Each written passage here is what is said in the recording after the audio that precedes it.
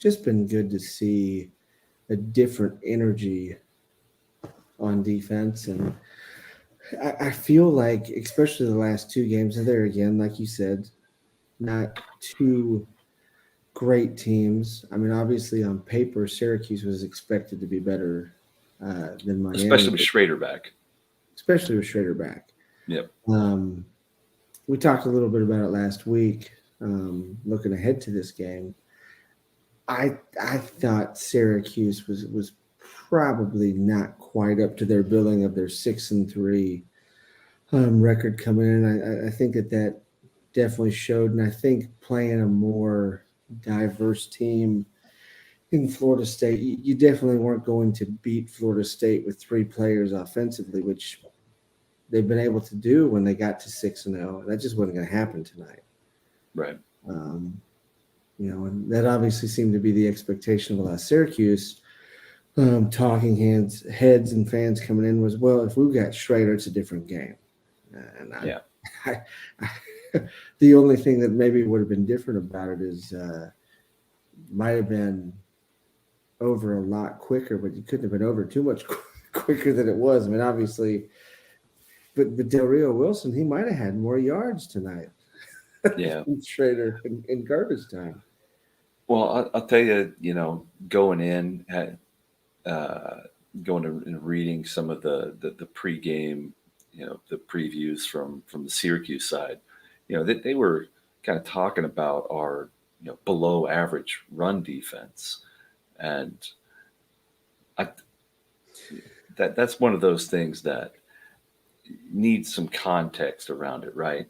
So losing Fabian Lovett is probably, maybe outside of Jared Verse, is our best player on defense, right? We lost him No question, game yeah. one.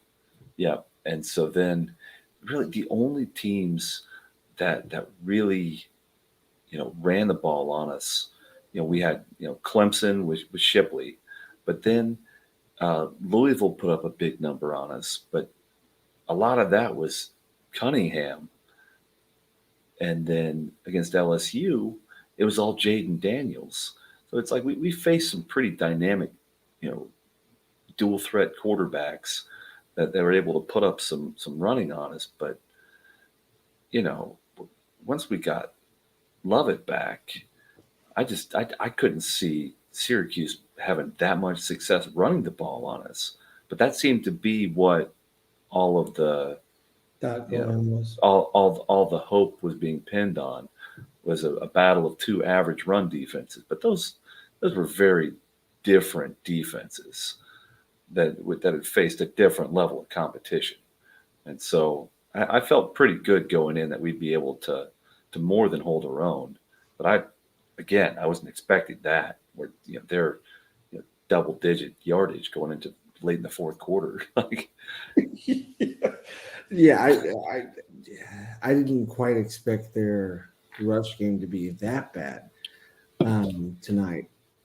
Yeah, I would echo what you said. You take out those Russian quarterbacks and all those broken plays that they had against us. Shipley's the only one that they really lined it up and ran it down our throats. Nobody else had, and I think it was their second drive. They were running again, and that just before you going into that Clemson game, we didn't have Fabian Lovett for that game, right? And so he's a big game changer up the middle. I don't know if you saw him during the game today, but he jumped out a couple times where he was just throwing linemen in the backfield. Oh yeah, the guy's an animal. Yeah. Well, he was a big one that disrupted the play I was going to talk about. I think it was like 2nd and 10 maybe.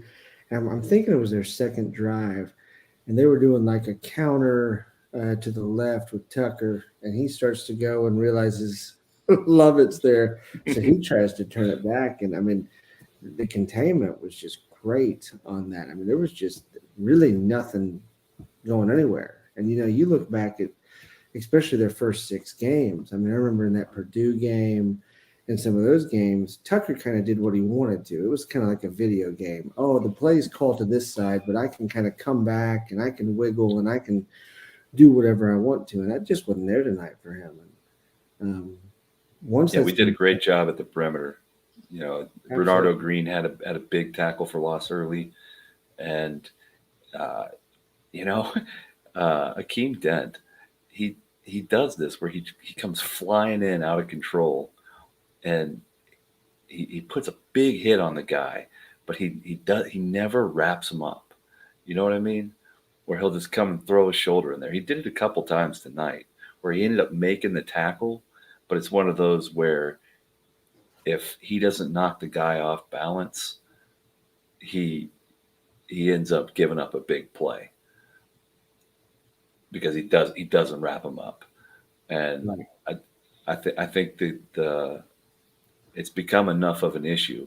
Yeah, I don't know if you noticed he didn't start tonight. Shaheem Brown was in on the first play. Actually made a really nice pass breakup across the middle.